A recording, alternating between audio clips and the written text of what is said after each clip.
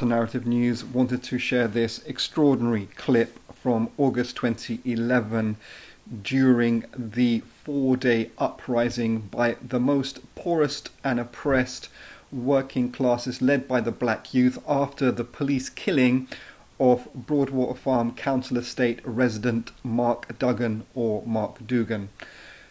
Darcus Howe is in this BBC News interview.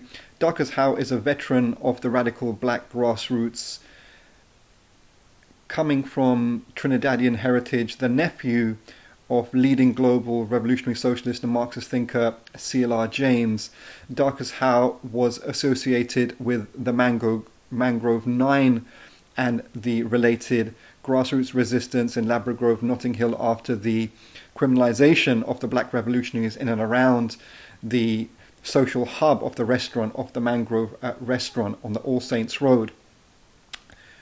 Let's listen to this BBC interview and then some comments subsequent to that. I'm now joined by Darcus Howe, who is a writer and broadcaster, and we can speak to him now. And Marcus Dow is in Croydon. Marcus Dow, are you shocked by what you've seen there last night? No, not at all. I have been living in London for 50 years. There are so many different moods and moments.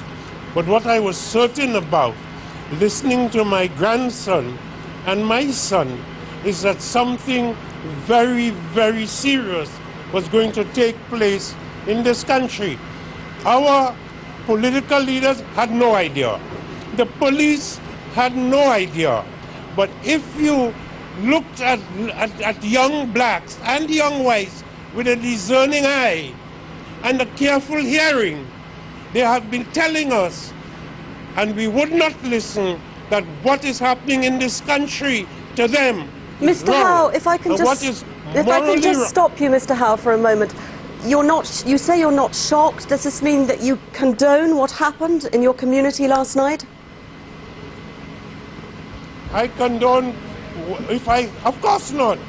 What I'm going to condone it for, what I'm concerned about more than anything else, there is a young man called Mark Duggan.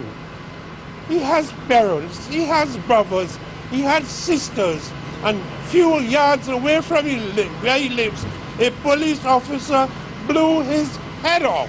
Well, Mr. Howe, we have to...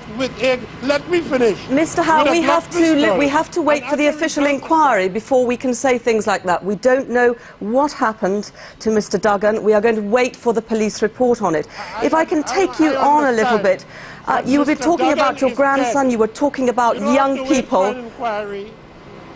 You were talking about your grandson, you were talking... They have been stopping and searching young blacks for no reason at all. I have a grandson, he's an angel, and he began to think he was coming of age when the police slapped him up against the wall and searched him, and he thought he had now had a gold star. I asked him the other day, apropos of a sense that something was going seriously wrong in this country.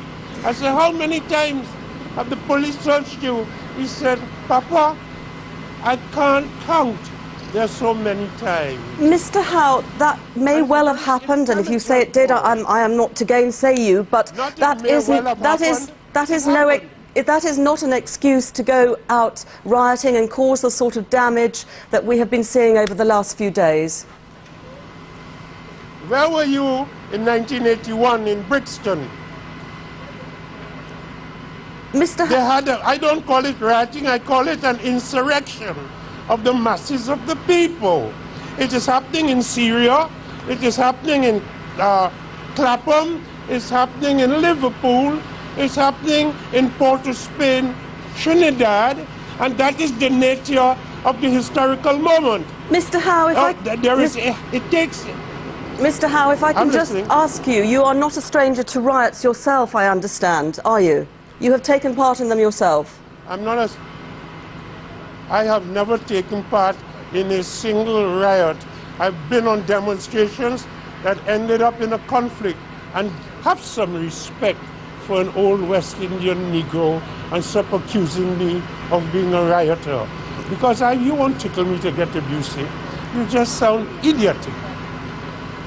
Have some respect.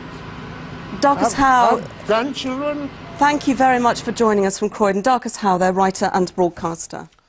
So you can see it's Darcus Howe in kind of articulate and militant, typical fashion, advocating for the working classes in the context of a historical four-day uprising against poverty and racism and police brutality. The most significant things, if one can reflect on this, is first of all the intergenerational analysis in the form of Darcus Howe reflecting on conversations with his son and his grandchildren around policing and oppression, etc. So that's really interesting. So you have the personification of the intergenerational black revolutionary struggle in the comments that Darcus Howe is making in direct relation to his own family, but also then relating that to the general situation in the country of oppressed black and white working class youth. And although it's not explicitly said, it's quite clear in the form of the political man, which is Darcus Howe, and his analysis, that it's a radical black-led working class advocacy.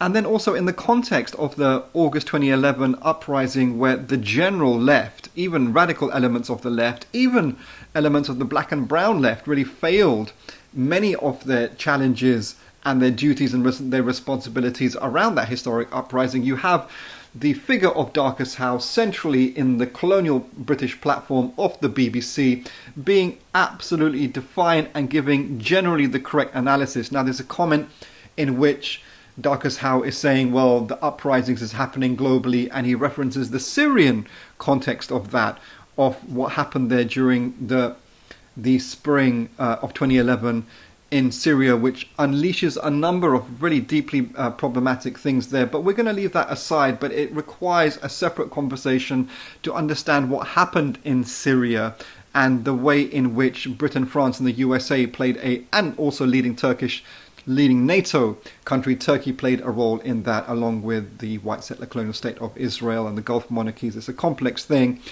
But what is true is that the kind of visuals of an uprising at the time did also feed off partially the Arab Spring or the Arab Sting protests from 2010, starting in Egypt, then Tunisia, and then going further afield. It did feed in to a sense of revolt, although these different instances they have to be analysed on their own 2 feet, as it were. But nevertheless, Darcus Howe does give a clear advocacy and leadership around the August 2011 uprising. So that's also very significant in this regards. And then the way in which of course, the BBC colonial platform has to attempt to insult, lambast, and distort and manipulate the figure of Darcus Howe by first of all, interrupting him non-stop when he correctly says, well, the police killed Mark Duggan, so this is why people are rising up. That was the trigger moment, pardon the pun. And then the defiance of Darcus Howe, the man, that then it's extraordinary. I mean, he's called a rioter, that the person on the news desk interviewing him has the audacity, the racist audacity, if one could say, by calling him a rioter. And Darcus Howe is correct to understand the reason why that slur is attempted to put on his person, and he pushes back. And he says, have some respect, and respect absolutely he deserves. Now, Darcus Howe is a significant but also deeply problematic figure in the black grassroots, and perhaps we can go into this another time. But this interview remains highly, highly significant, a historical record of what happened, and also a figure of historical black resistance in the figure of Darcus Howe advocating to that. So this is a really important historical document of the time that we wanted to bring to people's attention. Many thanks.